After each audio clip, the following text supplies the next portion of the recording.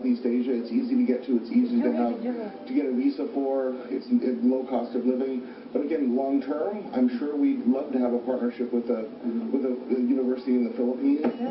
Those who are from Manila, Luzon, or even Mindanao, maybe they can avail with the program. But the priority this time is really in Cebu, because Cebu is really the center for business and commerce, and even for education. That's why we are very lucky to really launch it here.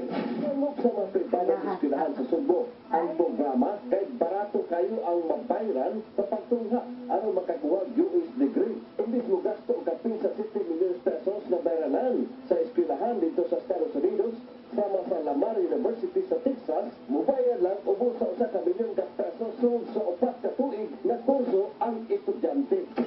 Daghan kaayo mga pamilya nga ganahan nga makapa-enroll sa ilang mga anak para makakuha og international degree. Unya ani karon usa ka university gikan sa US na makakuha ta og 3 ka business degree ug usa ka NBQ.